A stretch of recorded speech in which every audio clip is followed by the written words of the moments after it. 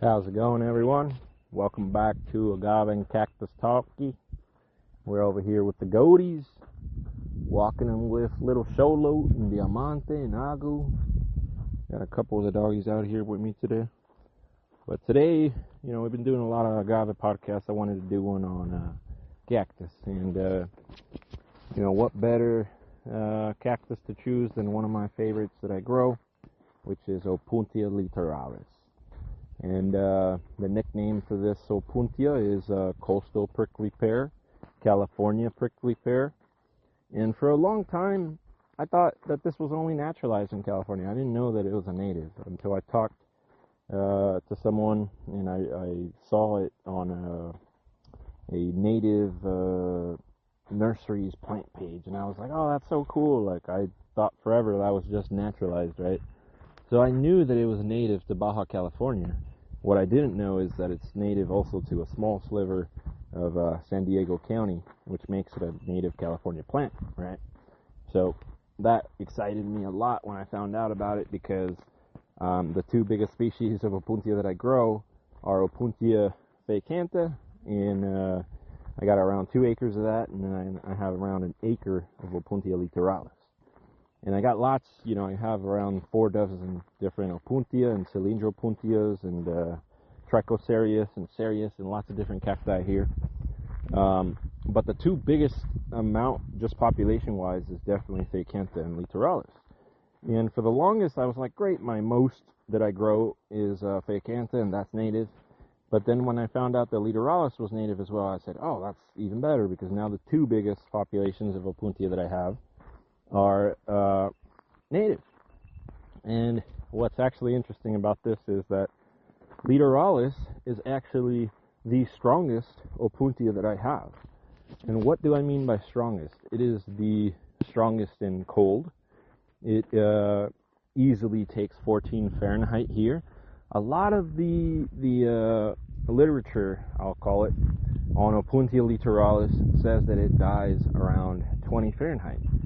And I've proven that to be false, because I've grown them down now to 14 Fahrenheit. A lot of the literature says that they cannot take frost or snow. I've had slight frost, maybe less than 10 days. I've had,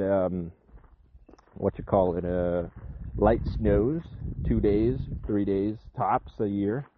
And it survived, and not only survived, but prospered. I initially, before I go into some of these traits it has, I'll tell you how I got my first Opuntia Littoralis. So as I talk about often here, I recycle lots and lots of plants for my landscaping trade, so I don't got to take them to the dump, saving me money, one, but saving the plant and the ecosystem too, right? Dump lasts longer, and I don't have to dump all this green waste, right? But one man's trash is another's treasure, right? And I would get paid to take out mounds of cactus and throw it away, right? But my version of throwing it away was taking it to my farm and planting it. So, and in the case of Opuntia Littoralis, I can remember specifically where I got it from, and it was in a Glendale garden, Glendale, California, about 20 minutes from my home at the time in Altadena. And I was doing this garden, and I was cleaning up the property for the lady, and I had finished, and I told her I had some extra time if she needed anything else done. And she told me, yeah, actually I have this really annoying mound of cactus on this back hillside. Could you remove all of it for me? And I'm like, yeah, whatever, I got it, let's go take a look. And I look at it, and it's like a 20-foot mound, maybe 20 feet by 20 feet, 4 foot high, of Opuntia Littoralis. What looked like just one plant continually propagating itself over time, maybe the past 20 or 30 years. And the most interesting part, it was completely plagued. It was completely full of cochineal and another maybe mealybug or some type of mite. And I took a chance on it. I said, you know what? Having really good luck out in the desert getting rid of diseases and plagues. A lot of the people think that the recycled stuff, I spray it or whatever. I do a lot of isolation and let the desert take care of it. So I got lots of fields, which I call my quarantine fields, which are fields that I only plant recycled stuff that I believe is plagued or has signs of being plagued. And a lot of the times those agave or cacti are isolated there so that the wind, the heat, the cold can get rid of that plague for me.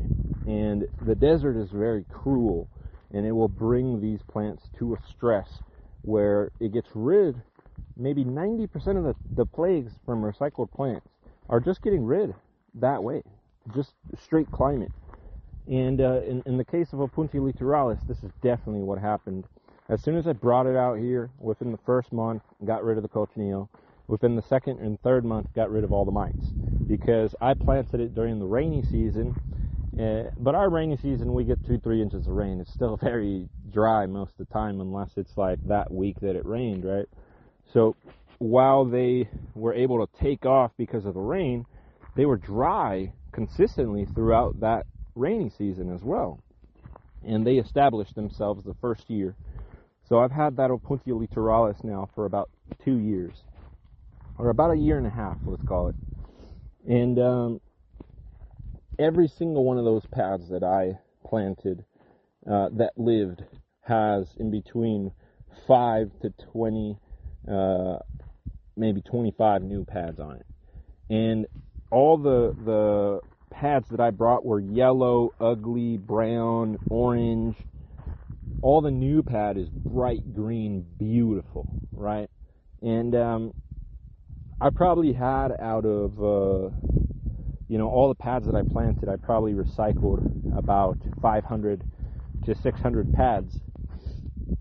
And those have turned into a couple thousand, right? But those pads, were all, as I mentioned, heavily plagued, right? And the plague got rid of it, or the climate got rid of the plague. And I lost probably, I would call it 10 to 15% of the pads, trying out my dry farming technique on it. So after the rainy season finished, I would just once a month water it with dirty goat water or rainwater. Anytime that I got a slight rain and I was able to capture something, and a lot of the times I capture excess rainwater at my home in Pasadena or Altadena, and then I can use that rainwater over here. So I use it all for my garden, and then whatever's excess, I'll bring it to the farm. And I lost 10 to 15% of those Littoralis, but what I gained was a population of Opuntia Littoralis that could be dry farmed. So a lot of this Opuntia Littoralis, I mentioned, its nickname is Coastal Prickly Pear, and that's because it's mostly on the coast, right, growing on cliff sides. And if you go from LA to San Diego County, you will see a lot of Opuntia Littoralis literally on the bluffs of beaches, right, growing on beaches. And that's probably due to a lot of humans moving those species into their gardens, and birds taking the fruit and the seeds just, proliferating in our environment, right? So that native starts to expand its range, right? So at first maybe it was only native to San Diego County, but now it's probably naturalized and become a native in LA County as well, because I see tons of it along the beach sides, especially along that San Pedro bluffs. A lot of it over there. And but the point I'm making here is I gained a population by stressing the hell out of this Littoralis that was established off the rain one, so established off 3 inches of rain.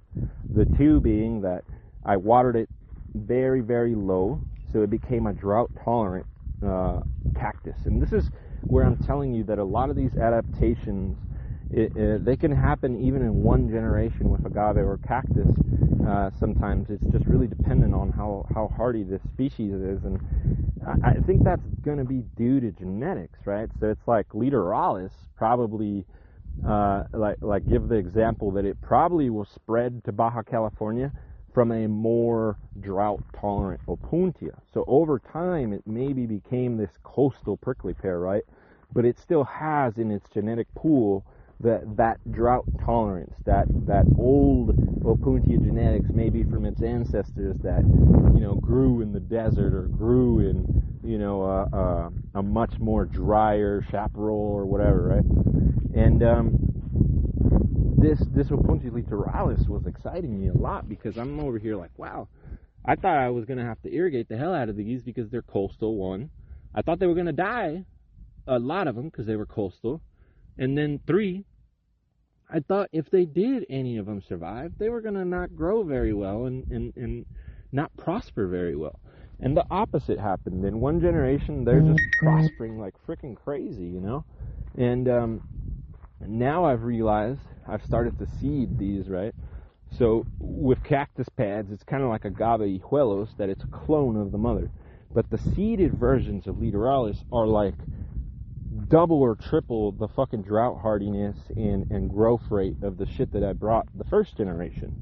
So the second generation is like incredibly adapted to the desert. It's night and day compared to the first gen stuff.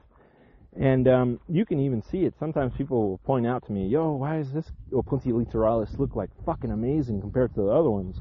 It's got like 25 pads. And I'm over here like, oh, that's the seeded one actually, and it's like half the fucking age of the other ones in the other field. So that's one thing I've noticed, right? I'm really excited there. So, but why, you know, am I even growing Opuntia or Opuntia Littoralis in the first place, right? Much like agave, it has 1,000 uses, from biofuel energies like bioethanol, biomethane, biohydrogen, bioethanol. You know, a lot of the studies that got me inspired to do biomethane on my farm, so that I could try to be energy gas dependent on my farm, or even do these experiments behind biofuels in agave. All of that research came from cactus, interesting enough, from South African and Indian cactus researchers, right? So we even did a podcast on this, about how there are now hundreds of biorefineries for cactus and cow manure in India, right? And there's hundreds of what do you call it? Not a bioreactor, I guess. A biofuel generator, I guess. There's hundreds of those in Africa that are basically taking the place of people's septic systems and making their home energy gas dependent by using the waste to create biofuels. And in the Indian case, they're using a 90% mix of cactus with a 10% mix of cow manure. And my point is, they started with the reverse, a 90% cactus and a 10% manure, because manure is traditionally what has been used for biofuel production in India. And here in the United States, you know, there's actually large dairies in California that get tons of government subsidies. A lot of people don't know about these programs, but they get tons of government subsidies in the millions of dollars, tens of millions of dollars, from the state of California and the federal government, to create biodigesters to use their manure to create biomethane and biofuels in California, because they don't want that waste going into the groundwater, which I completely agree with. They don't want that waste being dumped on fields, which was common practice up until a couple years ago. But that, once again, pollutes the groundwater. They don't want this shit just being illegally dumped. Tons of issues. I agree with the thesis of why they have this law, which is create all this energy from all this waste that is polluting the environment and hurting California, right? Completely agree with that premise. The part that I don't agree with is that the majority of the allocation of funds are going to large agricultural dairy operations that should have been doing this shit in the first place with their own funds. And because many of these operations are profitable, it seems ridiculous to me to subsidize a multi-million-dollar corporation dairy to create these generators for them to make extra profits when they could do that shit with their own funds and still make profits. So I don't like the government subsidization of corporations making more money. You get me? Like that one I don't agree with. But the getting back to the point here, even in California, we have a large biofuel, digester industry. And a lot of that is because we have a really large cattle industry, you know. We've talked about this before, but there are billions of cows, sheep, and goats in California. We have one of the largest animal operations in the world. And lots of pasture land. You know, I think the last check I had was, you know, somewhere in the range of tens of millions of acres dedicated specifically to pasture lands for animals in California. So, you know, and dairies you include in there, and it would be probably even larger. But what's the point that I'm getting at here? The point I was getting at is that cactus could be used for all types of biofuels, right? And there's already a lot of infrastructure, California, USA, globally, to use this, right? From Brazil to South Africa to Europe, lots of people are exploring these options with manures and stuff. And if now you can dry farm cactus and include that in that operation, it may make it a lot more efficient and profitable and much more competitive than you know, corn ethanol, or much more competitive than methane produced from fossil fuels, or, you know, other sources like fracking and stuff, right? So the point that I was making there is that cactus, you know, the Opuntia Littoralis, I'm using it to make jams. I'm selling the raw fruit. I'm eating the raw fruit, using it in smoothies. I'm making dried fruit. I'm making you know, dehydrated fruit. Those can all be commodities that you could sell. You know, I'm seeing now that there's a lot of money inside of the seed, selling it as oils, or even making my own lotions or different type of skincare, maybe. Trying to coordinate this maybe with my girl, because obviously I don't know much about women products, but she does. And obviously, if we can make some organic skincare products that are using prickly pear oil, totally down to explore that avenue of revenue, right? And then we're also selling the raw pads, spined or despined, to the general public, right? So we might sell pads at a certain price, usually around you know, $1 a pad. Is what I've been going on the Littoralis. But then, you know, usually those pads, for instance, are going to be less than ½ an inch thick, and they're going to be much smaller in height and width than a pad I would sell for propagation. And the reasoning behind that is that obviously, if you're going to be consuming the Opuntia Littoralis, or the you know, cactus pad here, you're going to be wanting to start getting some corn for the goaties. So if you're going to be propagating it, you're going to want a pad that's like 1 inch to 2 inches thick. That's like, you know, 9 inches plus, ideally. So I may be selling those pads at $3 to $5, right? $6 depending on the quantities that people buy. But the pads, when I sell them raw to people, I may sell them at $1, because, you know, they're still with spines. They're going to have to despine them. And obviously they're a pad that they can't really, unless they're a skilled gardener, use to propagate. Like, you can still propagate the smallest cactus pad ever, right? But obviously a bigger pad, easier to propagate. And the smaller pads, while they could propagate it, it wouldn't be the best one to. But then, anyways, so I'll sell the pads spined, despined. You know, I've been experimenting with making cut up prickly pear, kind of like cut up jalapenos. And I'm trying to see if I could potentially make some type of, you know, prickly pear and vinegar, you know, but sliced. Because I see a lot of that on the market, but I'm trying to figure out my own recipe for it. And, you know, I'll give an example. They got a sliced prickly pear, Opuntia indica, which is a common, very mild tasting prickly pear. Like, it's like this, you know, I tell you this all the time, but Opuntia indica is the most commonly grown Opuntia in the world. And it's a very, you know, it's so cloned, like nobody starts it from seed. It's so cloned. It's like, you probably trace 90% of the Opuntia ficus indica genetics probably to like a fucking couple dozen plants. It's ridiculous. But you know, those pads obviously have one taste. Littoralis has one taste. Every Opuntia has a different taste. And Opuntia ficus indica has a very bland taste. It doesn't taste sour or sweet. It's not, you know, it's almost like it's been cloned so much that it's lost most of its flavor profile, right? Whereas Littoralis is going to vary between sweet and sour, actually, which I love personally, you know. So it's an amazing flavor for cooking, you know, dicing and slicing and including that. I eat a lot of it with breakfast, like potatoes and eggs, or I may just grill a pad on the barbecue and eat it that way. It comes out a lot more crunchy when you grill it versus you know, soft and stuff when you steam or when you cook it on a stove top. And yeah, that prickly pear. One second here. I'm gonna go into this. Grab some agave seeds to sort out real quick.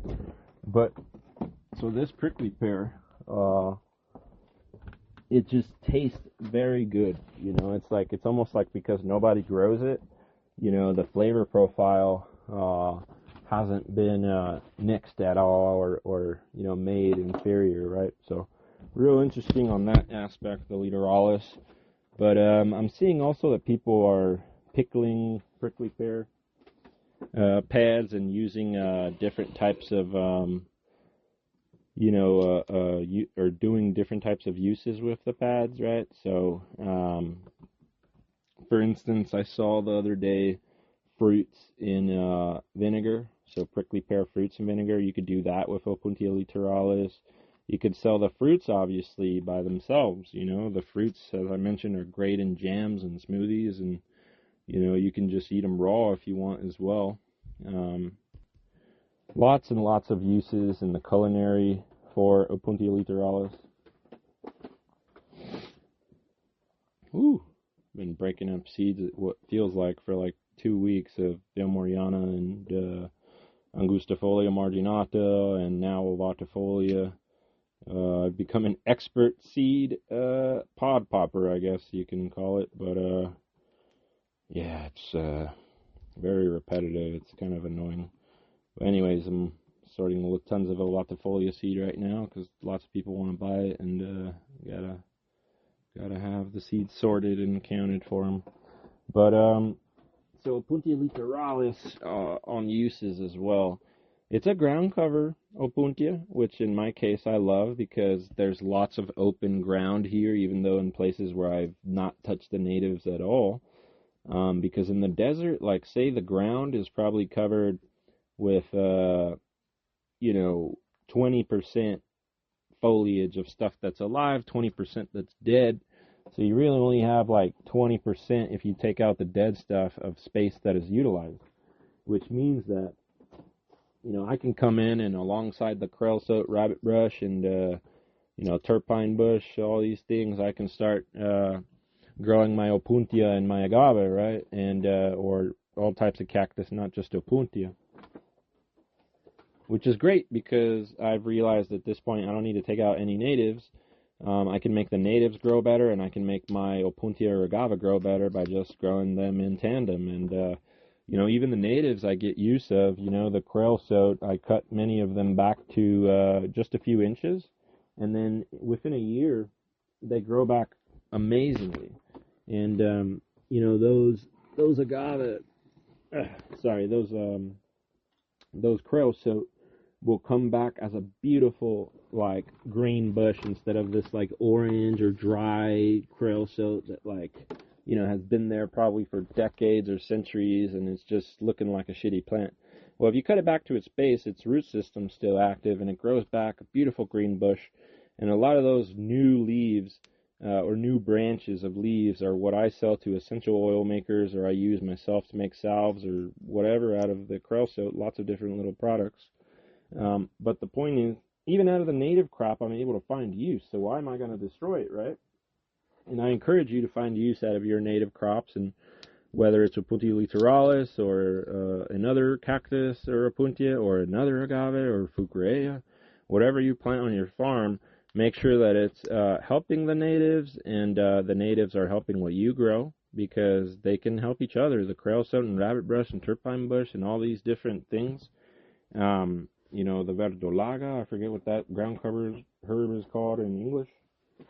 But that shit comes out whenever it rains here in the desert, and it covers the ground. And, you know, you can eat it as well, but it helps a lot of my plants grow, and, you know, my plants help the natives grow.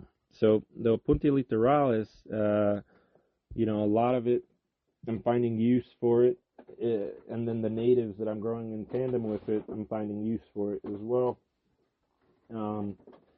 But as far as uses, thinking, boom, boom, boom, because it is a ground cover, like I said, it's going to help your trees, your agave, your other cactus grow that are going to be vertical growers. So, for instance, I may plant Opuntia, you know, choconosle, or Opuntia reina, or different types of vertical growing arborescent Opuntia next to or close to Opuntia Littoralis, which is a ground cover.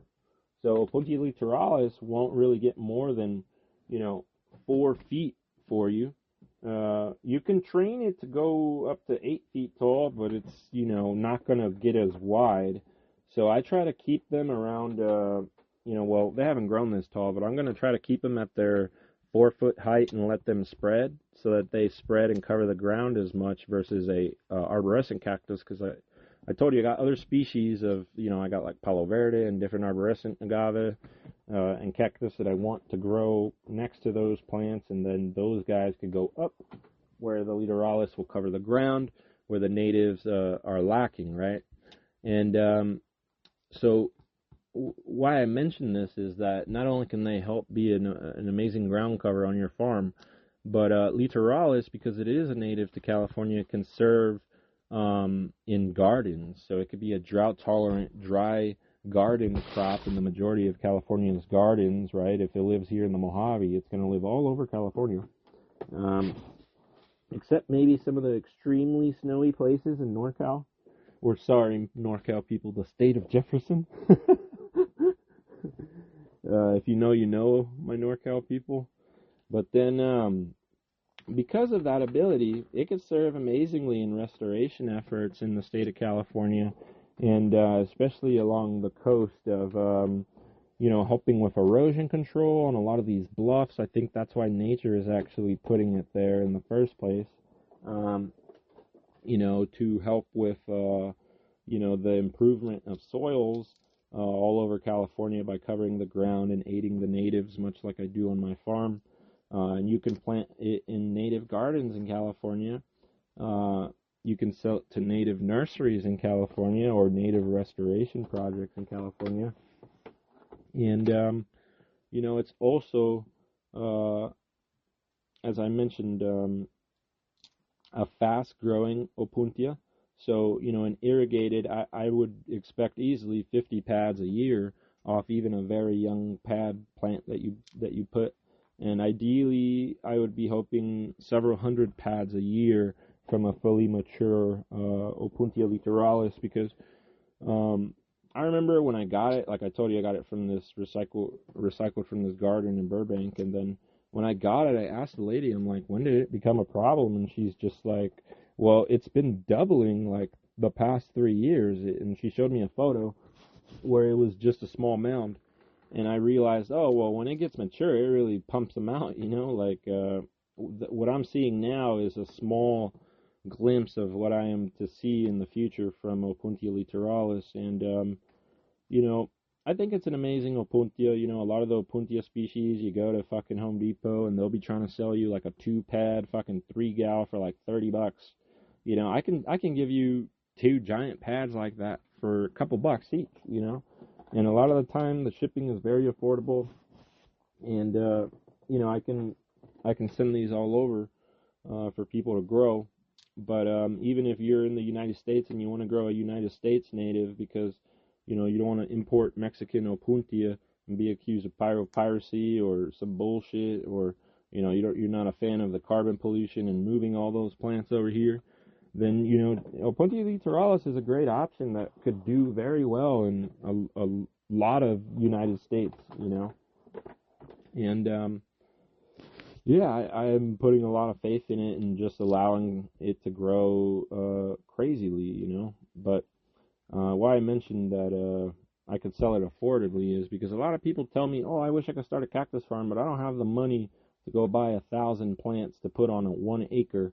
I don't got 30,000 to go buy all these plants from Home Depot. And point is, find yourself a small cactus farmer like me that's got diverse genetics. Even if you don't buy from me, could care less. Obviously, I would like to sell, but you know, there's lots of people like me, and find yourself a small, diverse farmer like that, and you're gonna get lots of different Opuntias, and you'll find lots of different varieties that will prosper for you, and you can do all types of stuff with it.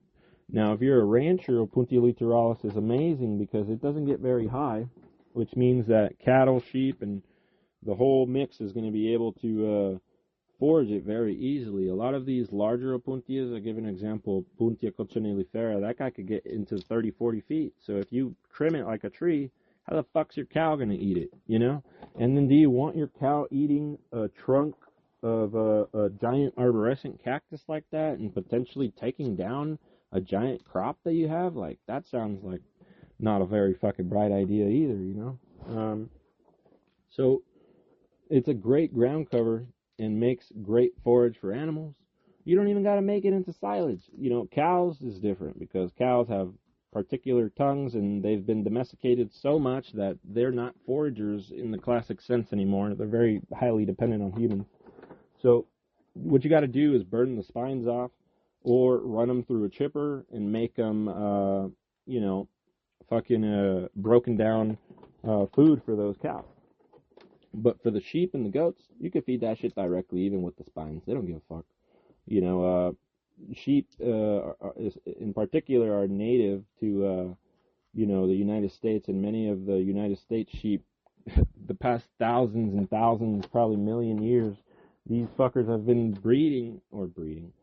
foraging on the cactus, so they already know to eat it. They know how to eat it. They've evolved their fucking bodies to be able to process it easily and stuff. So no problem fitting that system of cactus farming in for a rancher, and you could potentially make your ranching operation much more profitable, make your cactus operation profitable more as well, because you can feed it to these animals and get a secondary resource or revenue.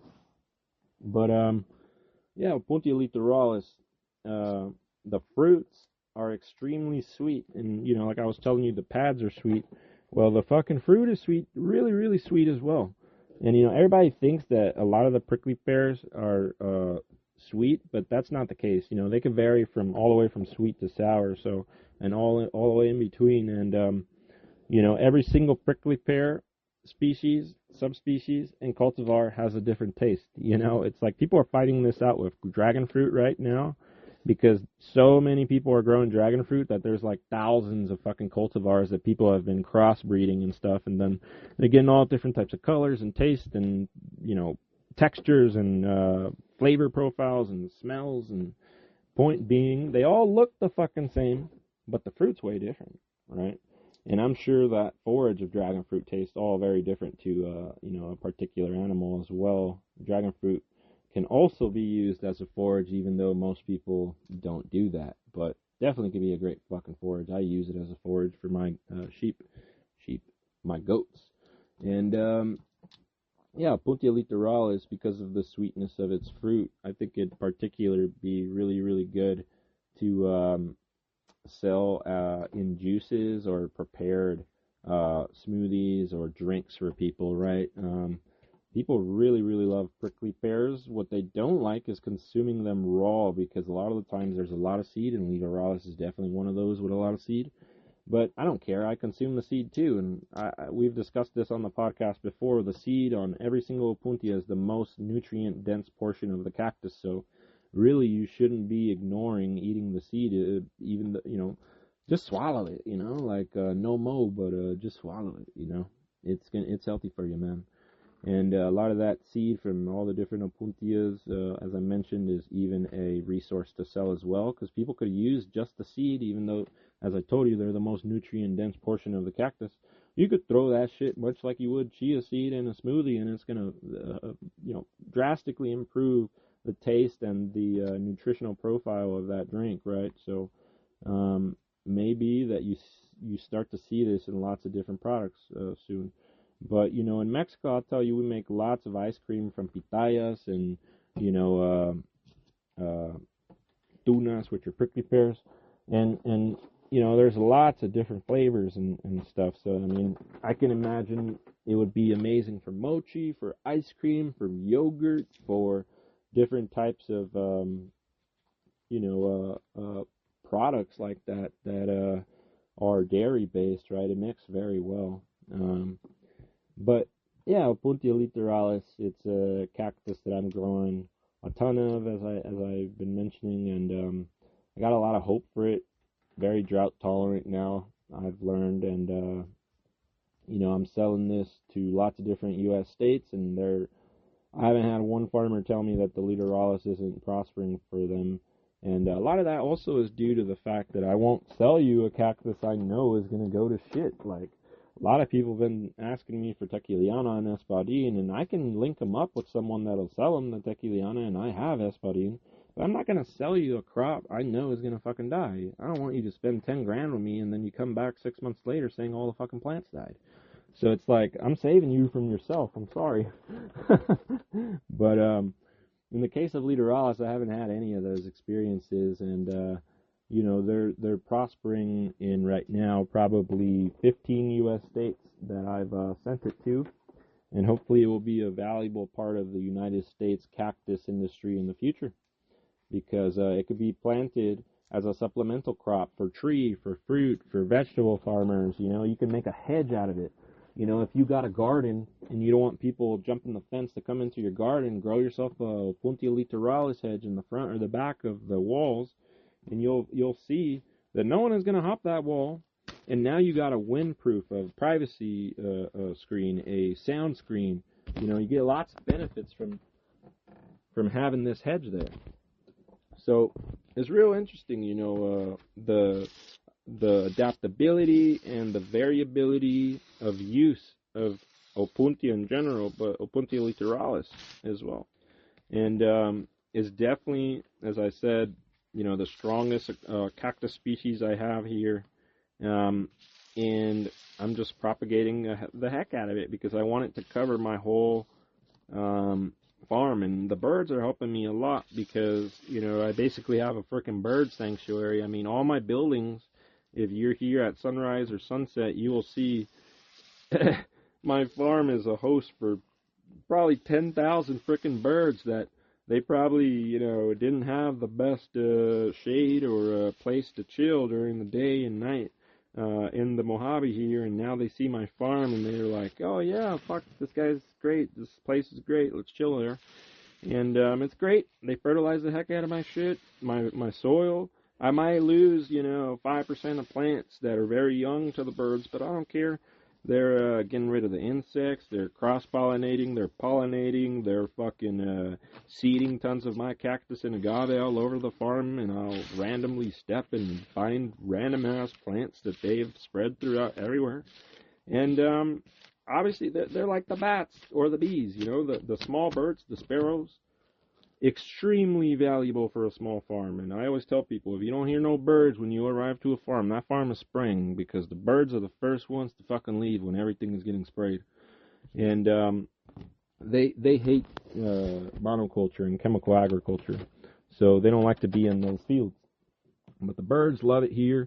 When I first started the farm here, didn't have very many birds at all, and now it looks like we have a fucking bunch of colonies of birds. I see nests under my solar panels and the eaves of my roofs, everywhere around the farm. They be popping up cactus in the fucking gutters, and they sleep in the gutters, they sleep in the greenhouses and the shade houses, they sleep everywhere. They're crazy. But I love those little birds, and much like the ground squirrels, I've come around to accept the losses of the birds as something that's part of improving my farm. I need to feed the wildlife so that they love my farm and improve it, right?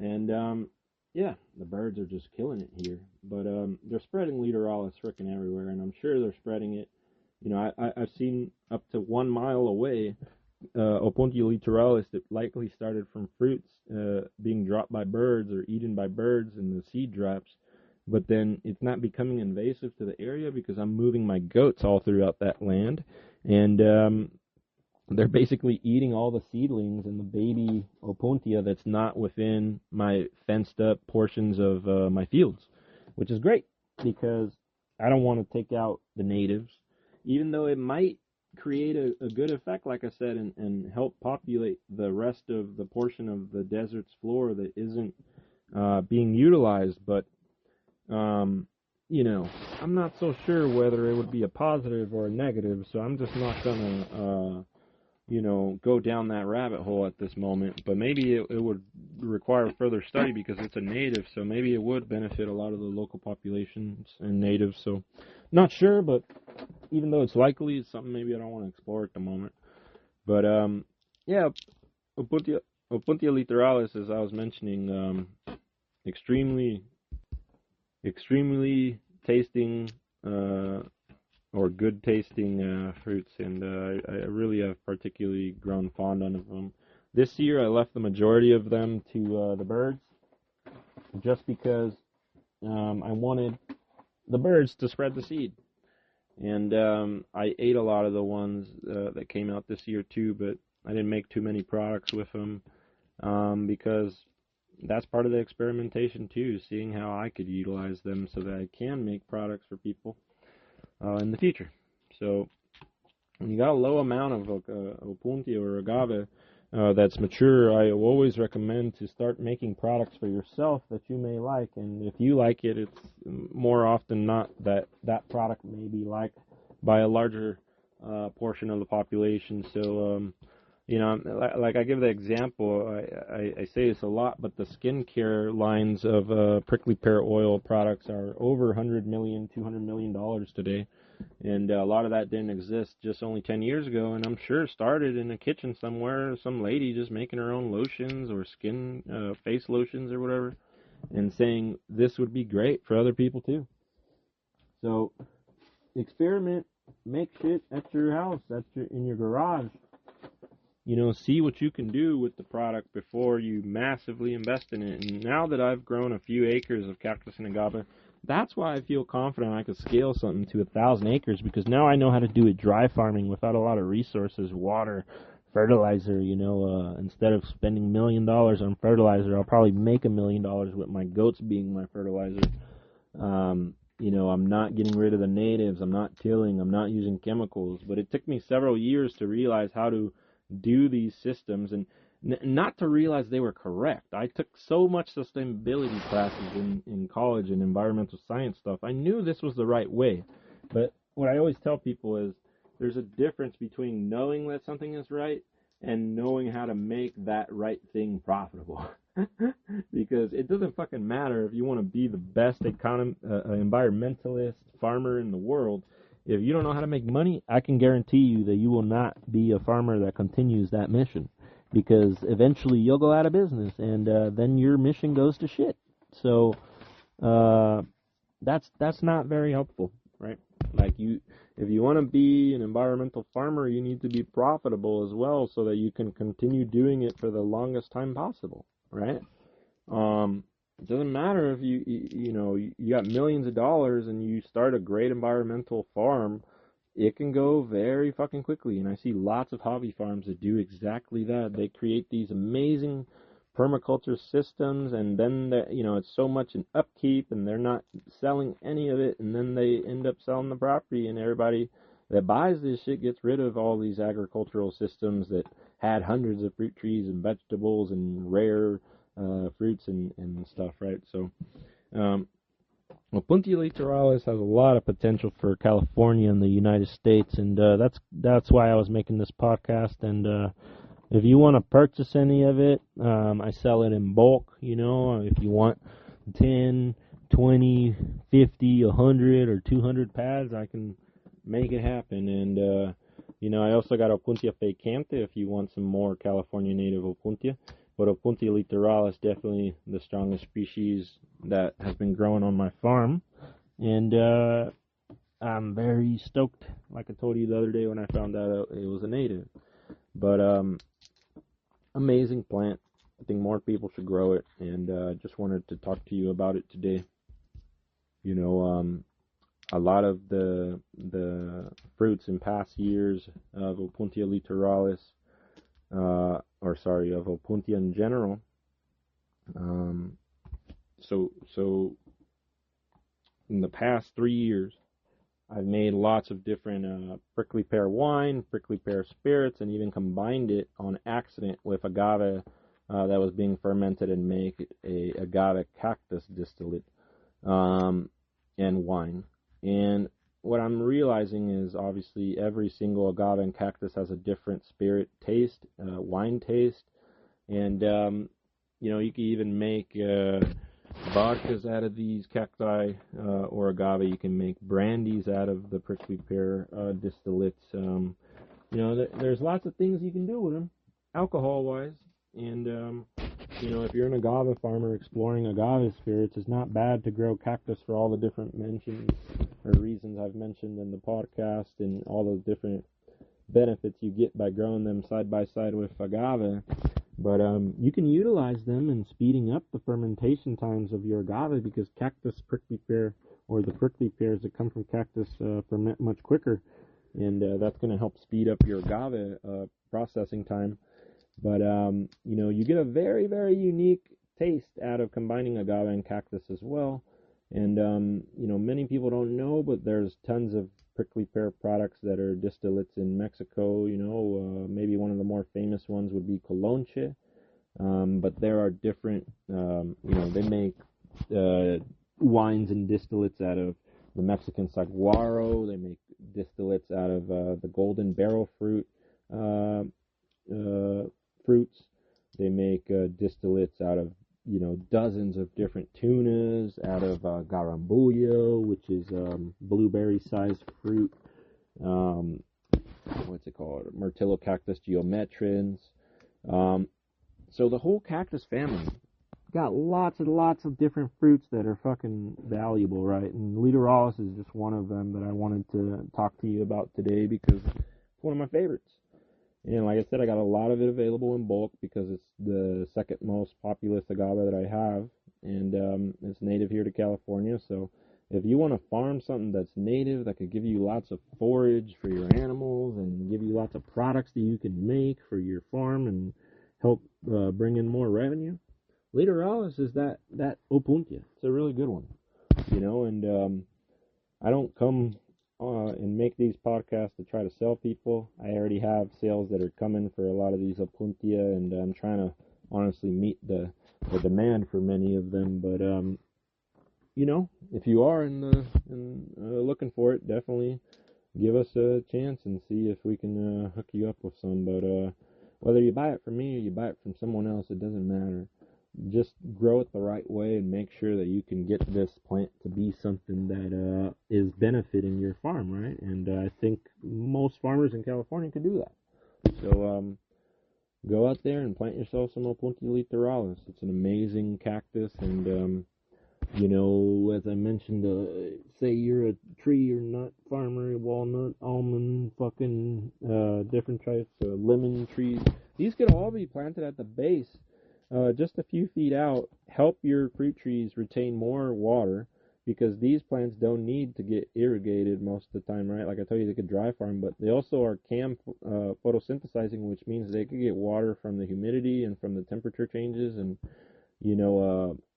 from the little bit of humidity that's in the air. Like the agave are crazy that they have this ability, right?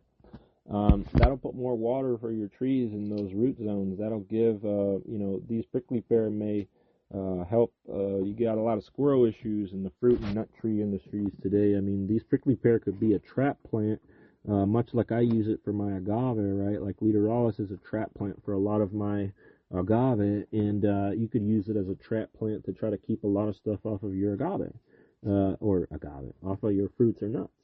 So, it's got a lot of different uses for the industries here in California. I hope more people give it a chance, and if they do try to give it a chance, I hope obviously they purchase it from a small farmer like me. or some of my friends. And you know, I'm trying to think here if I got anything else to say about Littoralis, but I think that's it. Well, I guess I'll mention here that if you want to learn quickly about Littoralis, and you can always visit agaverocaliforniano.com, where we're creating a database for all the cactus and agave that we are growing to help farmers be able to learn about a lot of these crops. And you will find Opuntia Littoralis there with, I think there's an article on it as well. But you'll definitely find all the cold hardiness of it, you know, where it's growing, where it's prospered, some of the uses that you could do with it, and, you know, use all of that information. Sorry, I got a call. But, yeah, on Agavero Californiano, you'll definitely find all types of information about Opuntia Littoralis and different agaves. And as I was mentioning, San Marcos was one of my favorite nurseries, and now we're trying to, you know, take up the tradition that they had, which is creating a database for free for the public to benefit from. So we're going to do the same thing on Agavero Californiano. It's not only going to be a website for people to buy plants, but we want it to be a resource for you to learn to be a better farmer, a better gardener, a better collector, propagator, whatever you are. Yeah, once again, trying to think if there's anything I missed out about Opuntia Littoralis. Oh, the flowers. So a lot of people don't know that most of the Opuntia flowers are edible as well. But as we've mentioned on several podcasts, if you eat all the flowers, then you're going to get way less fruits. What you can do so that you get larger fruits is pick flowers that are rubbing up against each other, so that the fruits aren't limited in size because they're growing right next to each other and taking the same resources from the same branch. So you can open up much like a fruit tree your Opuntias to get light and airflow to every branch. That'll minimize plagues with the airflow, and the sunlight will help maximize the fruit quality and size, and also keep pests off of them. You also do want to have your fruit and flower off the ground. So while it is a ground cover Opuntia, you do want to get it up off the ground a bit, so at least that cactus forms a nice steady trunk, so it's never knocked over by the wind or animals or anything. And then once it forms a nice trunk, obviously the ground squirrels are going to leave it alone a lot more because it's secondary growth, and they don't want to bother with that. It's not woody when it's cactus, but it's just a lot tougher of a fiber, so they avoid that. So if you could get your Opuntia Littoralis about 2 feet off the ground at least, with a nice strong trunk over time, then that's going to be your best bet, in my opinion. Having it at 4 to 5 feet of maturity, growing wide, 5 or 6 feet in either direction. So you're going to have yourself, 25, 30 square foot plant covering the ground because it's very low, but up off the ground enough to where the rodents aren't all the time picking at it. Obviously, they'll still pick at pads and fruit. Little bastards are the craziest in the desert. Watch videos of how ground squirrels scale Joshua trees and saguaros in the Southwest. It's really amazing. I've seen it in person, them eating tons of Joshua tree seeds and flowers, and all those seeds and flowers. The ground squirrel is very important for the propagation of Joshua trees. I don't remember the exact rate, but I think they're responsible, if I remember correctly. It was like over 90%, but it might be as low as like 60 or 70, I don't remember, but it was like a large majority of the propagation of Joshua trees is due to ground squirrels, and obviously that's not their main source of food. So I'm trying to, my theory here is that if I grow more plants and food that the ground squirrels like, they're going to be coming more to my farm, identifying areas for me to improve with manures and compost, because they're going to be aerating my soil and getting more air into the roots, and exchanging materials from the top to the bottom in reverse, much like ants do.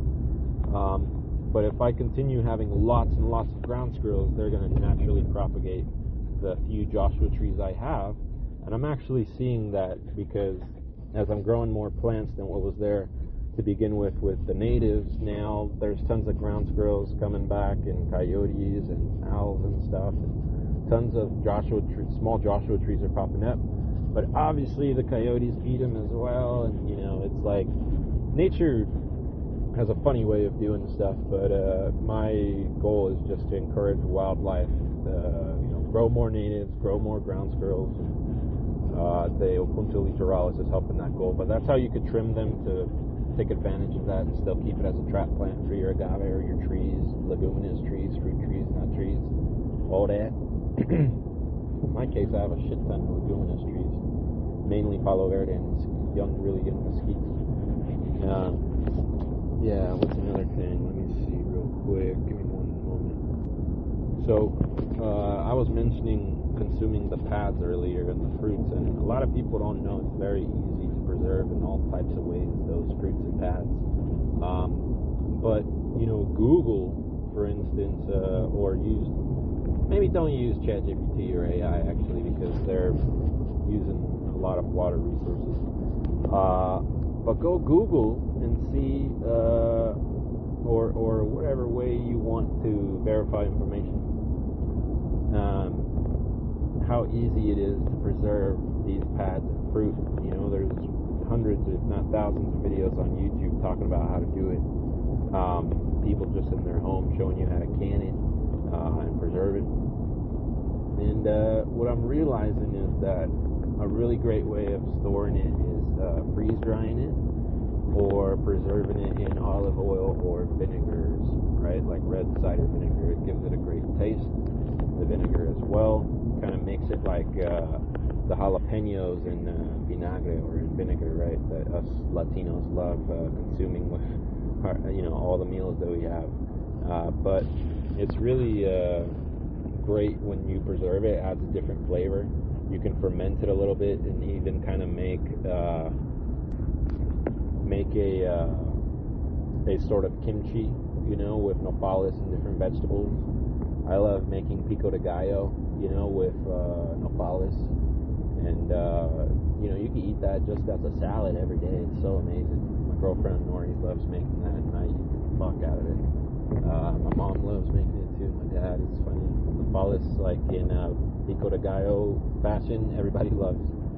And it's actually great with chips, like if you have a Super Bowl party or gathering or whatever, it's amazing to make a little nopal pico de gallo, and then people eat it with chips, and they're like, oh, what is this? And they're like, you tell them, oh, it's cactus, and they're like, oh shit, that's dope. But what I was getting at is, if you Google prickly pear pad nutrition facts, or prickly pear nutrition facts, I want you to know that if you do that, you're going to see how healthy these are. And people overuse the word superfood. I fucking hate when they do that. But nopal really is a fucking superfood. Like, it's, on the Mexican flag for a reason, and been a staple of the Mexican and Latino American and American. And when I say American here, I mean United States and every single country of North, Central, and South America. It's been a staple of the indigenous diets and of many Latino diets, today. A lot of people grow it, for instance, in Palestine, in Israel, in fucking Africa, in Europe. It grows everywhere, They have words for it in Italian, even. Aceite de tuna, It's like they have so much tradition, because nopal, after Spain conquered Mexico, that shit was taken everywhere, much like agave. And for hundreds of years, it's been in Europe for sure, in Africa, and different areas. Look at Morocco and different nations in Africa, and you'll see the largest Opuntia growers in the world. You're talking about tens of millions of acres of Opuntia. Opuntia farming is very worthless in Mexico. It's like 1 peso, less than 1 peso, and most of that is because it's Opuntia ficus indica, and it's really worthless, you know. But there's a lot of money, for instance, in people growing pitayas, the Stenoserius tuberi, in growing pitahaya, which is the dragon fruits, in growing, you know, in making colonche, as I was mentioning. That's coming from the Mexican saguaro, pringly. What is forget what the fucking first name of it is, but the second name is pringly. But yeah, I call it the Pringles. Saguaro. It sounds like Pringles. But Opuntia Littoralis, as I'm mentioning, is gonna, you know, every Opuntia has a different flavor, but also nutritional profile. It's fruit and pad. So take into account, obviously, that when you Google or ChatGPT, whatever, it's going to give you Opuntia ficus indica caloric facts. And what I always tell you is that the most common and most cloned cactus that is grown in the world is Opuntia ficus indica. So if they're getting extremely healthy, you know, high in magnesium, high in iron, high in vitamin C, high in vitamin A, all these great, amazing traits from Opuntia ficus indica monoculture, imagine what all these other ones are fucking packing. You know what I mean? That's what excites me, because I'm like, if Opuntia ficus indica is classified as a superfood, these other guys are probably like double, triple, 10 times in certain vitamins, minerals, and micronutrients as potent or as dense in them. And Littoralis, I would love for somebody to help me.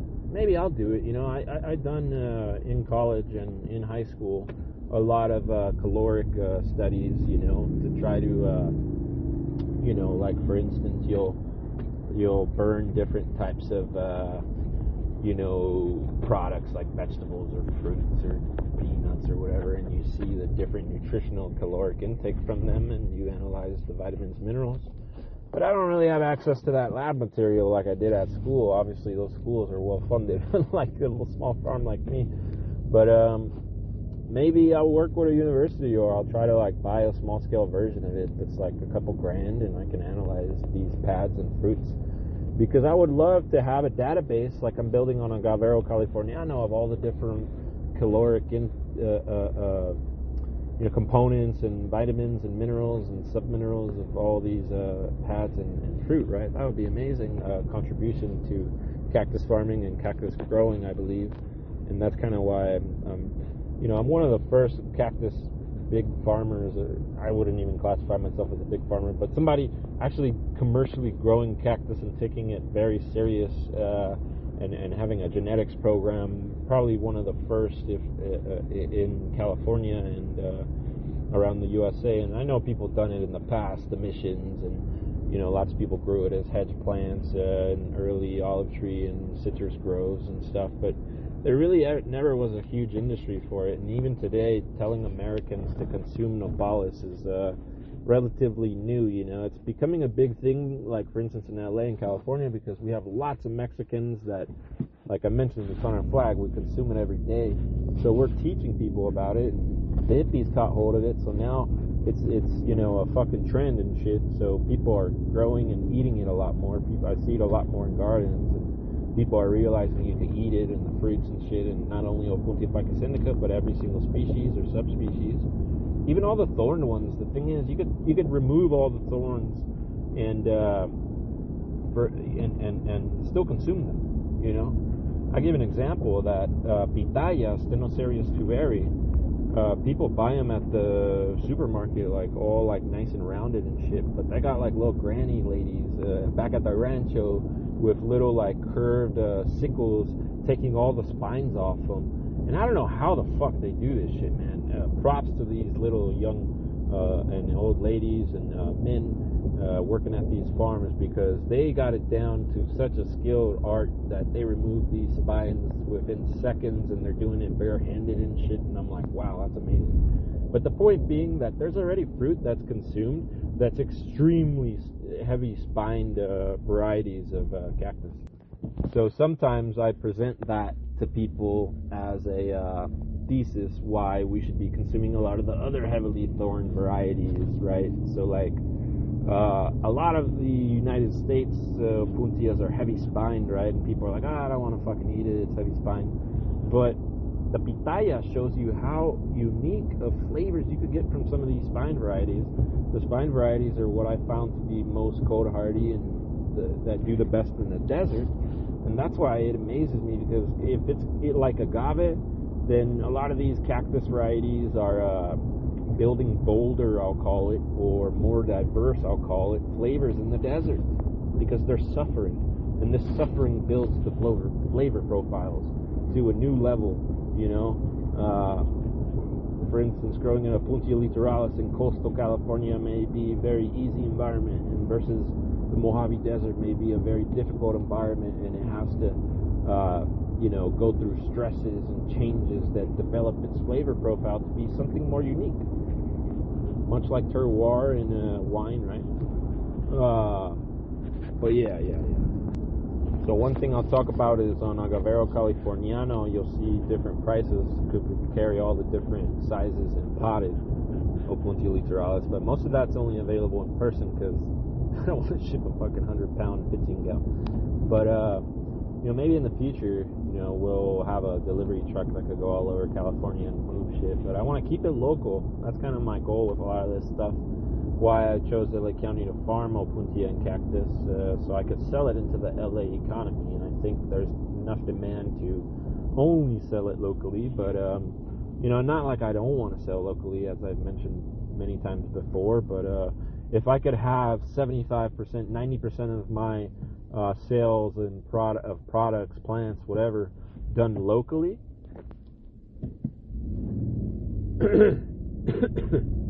then I would be very happy with that, and that's a goal of mine. Obviously right now I sell more out of California than I do in California, but I would like to change that, obviously, with the products. Right now the plants I sell all over, because agave and cactus farming is very relatively niche, but hopefully over time I could just satisfy the LA demand, and I would be very happy in doing so.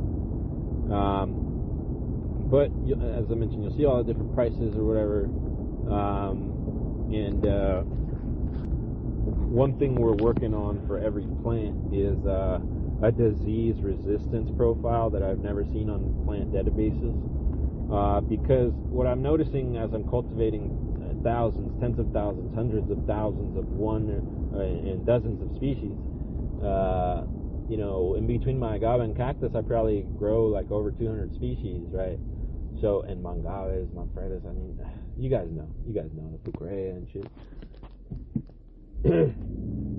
So now growing all of that, I'm seeing over time, okay, this is more resistance to cochineal. This could grow symbiotically with cochineal. This gets murked by mites. This gets murked by mealybugs. This has resistance to coyotes, whatever. All the different wildlife like pigs, hogs, whatever. So we're starting to list all those different tolerances, and we got a really good profile for Opuntia Littoralis because we've been growing it on a lot of different states around the United States, and myself a lot. So I sell a lot of plants, right? But I'm always checking in with these farmers, consulting for many of them. So I'm gaining data profiles of these plants being grown in dozens of states, right? In dozens of areas around California. And this is allowing me to have a much better picture of how to grow it. Not only, for everybody, but I mean, like, not only on my farm, but everywhere. Because, for instance, like, say a nursery could tell you, oh, this agave grows like this, but they only have grown it in one place, and maybe heard from a handful of people on how to grow it in gardens in different places. Whereas I'm going to tell you, this is how we're seeing it being grown by different farmers in these dozens of different states and different countries, and this is how it's responding to these different plagues and insects and wildlife pressures and all that, right? Because that's very pertinent to farm too. Like, I don't have a listing for Opuntia ficus indica because I don't sell it. I think it's a piece of shit plant, just like agave tequiliana. Sorry, agave tequiliana. My ancestors probably cringed when I just said that. But yeah, it's a pretty bad plant because it's been really cloned or whatever. But if I did have a pest profile for it, you would just see like low resistance across the board for it, right? The same with agave tequiliana. And that's very pertinent to a farmer if they're going to be growing a lot of it. So I'm trying to help farmers make better decisions with the species that they're choosing, because there's always new species, new hybrids, new cultivars, even new species and subspecies being identified out in the wild. So that is allowing a lot of new knowledge to come to the farmers, and them being able to utilize all of that knowledge. So I think that's very pertinent to all type of agave and cactus agriculture, right? And as I was mentioning, you know, Opuntia Littoralis, you can propagate it by seed, you can propagate it by pad. It's very easy to cross hybrid, or to hybridize, I mean. All you got to do is, when you have two different species of cactus flowering, you get pollen from one and you put it in the other with a nice little paintbrush.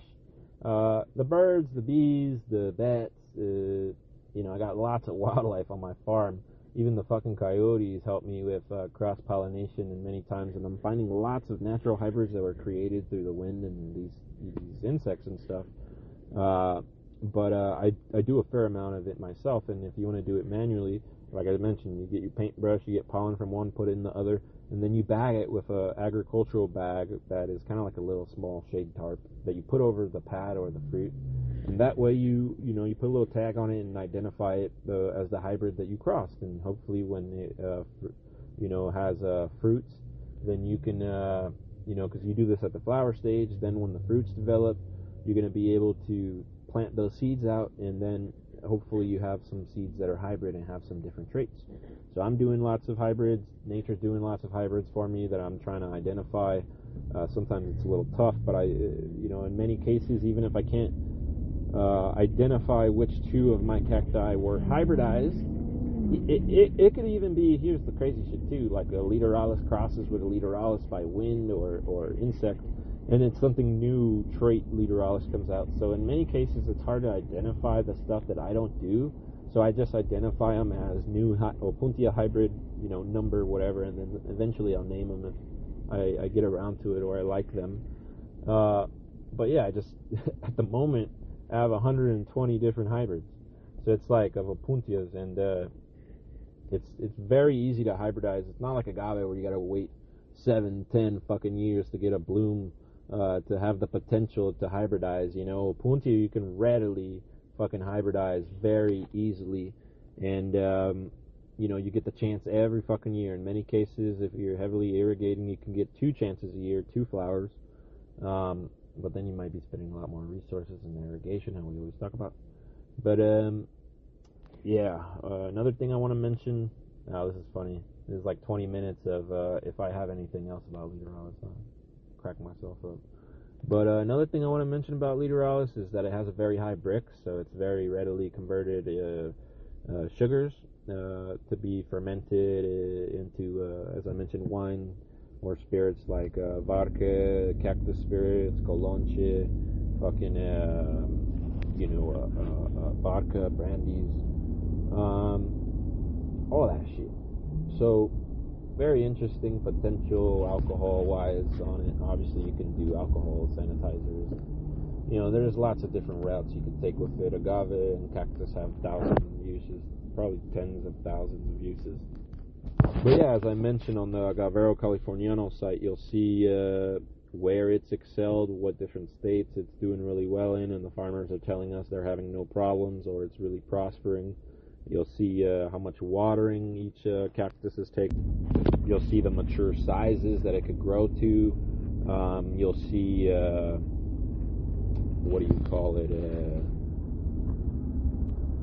the different growth rate and uses. And we're trying to start reading bricks on all of these so that we can have reliable ranges, for people. So we're including bricks readings from other farmers there as well, and trying to build a database to get a reliable range for not only agave but cactus fruits, because I think they're going to develop into a lot of wine and spirits in California. They're much easier on water, ecosystem, and all of that in California, and you can make cactus wine with probably 90% less water on the farm side than grapes. So you don't have to sell any of your infrastructure, wineries and vineyards, and they can, shift over readily and, grow out lots of pads very fast, and or hit me up and I'll plant your whole farm out, or consult and build it out. And I mentioned that because it's easy for the farmers in wine right now that are making no money, or vineyards, to shift over to cactus, keep all their infrastructure, try to keep their same distributors, their networks that they've created, and still continue to sell all this cactus wine, right? So that's very important, I believe, to tell people, so that they realize, they could easily shift. And a lot of those farmers right now, they got a lot of water, a lot of land, a lot of money, but if they continue a few years in this wine glut where distributors have several years of supply, vineyards can't even sell their supply, there's lots of abandoned vineyards, and we need to cut over 100,000 acres of wine grapes.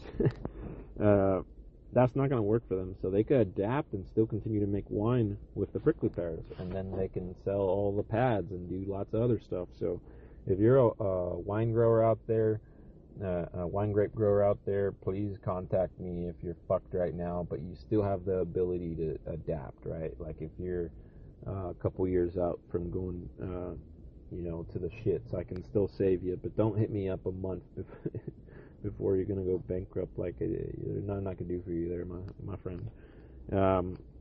But also you'll see on there we show different uses that people are doing. So with the Opuntia Littoralis, one of the big potentials is bioremediation, as I mentioned, through restoration, and also you can get carbon credit sales if you're able to measure the carbon sequestration of these Opuntia Littoralis, which are going to be perennial, what I call forever plants. So once you plant it, it's there forever, and you're going to just be building more and more and more and more carbon sequestration, right? So you can measure that, you can sell it.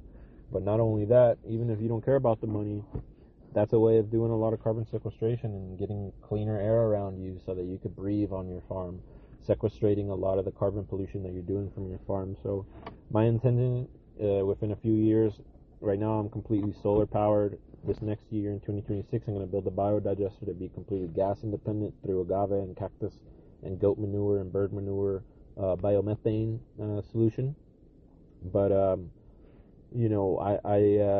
want to be carbon neutral within a few years, and then carbon negative 200 or 300% within a decade. And I'm going to do that through a lot of these perennial leguminous trees and different pine trees like Afghan pine, the different date trees, different jelly palm, all these different crops that I'm growing that are perennials that are going to be living for up to 100 years. They're going to be sequestrating tons of carbon, and I'm going to be able to I'm going to start to measure that soon, so that I can measure that for my farm to show people that we're carbon neutral or carbon negative or whatever, or sequestrating this much carbon. But if it gets to a point where I'm sequestrating an insane amount of carbon, what I'm going to do is just start selling those carbon credits to different corporations, right? Find a broker for those credits. And one last thing I guess I'll mention here is that because cactus prickly pears and the pads are so high in different minerals like calcium and vitamins and magnesium, I haven't seen people do this yet, but it's like in a lot of American companies, but I've seen a lot of Latin American companies do this, Mexican companies, which is make medicinal and supplement products, like vitamin supplement products, out of this cactus pads or fruit, and sell that to the public. So it could be that your vitamin pack that you buy, or pills or whatever, in the future come from cactus as well, or prickly pear. So that's one thing I'm working on, because I think the supplement market is huge, and the prickly pear could be a part of it. That would be amazing. But I hope you learned a little bit about Opuntia Littoralis today, and about Opuntia in general. And if you got any questions about it, leave it in the comments. If you got any cactus stuff you want me to do a podcast on, or you got any questions you want me to explore as in topics and stuff, then let me know. Also leave it in the comments, or DM me on Instagram. I'm Farming and Gardening California, You can also DM me on agaverocaliforniano.com. Email me. And then you can also contact me TikTok. I'm Agavero Californiano on there as well, and on Facebook as well. I'm my California agave farmer, or I think California agave farmer. Yep.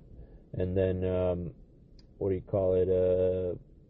On Pinterest, I'm Agavero Californiano, but contact me anywhere there if you got any questions or want to buy plants or whatever. And have a great rest of your day. Hope you enjoyed the podcast here about Opuntia Littoralis, and I'll catch you on the next one. Have a good one, everyone. Agave and Cactus Talk out.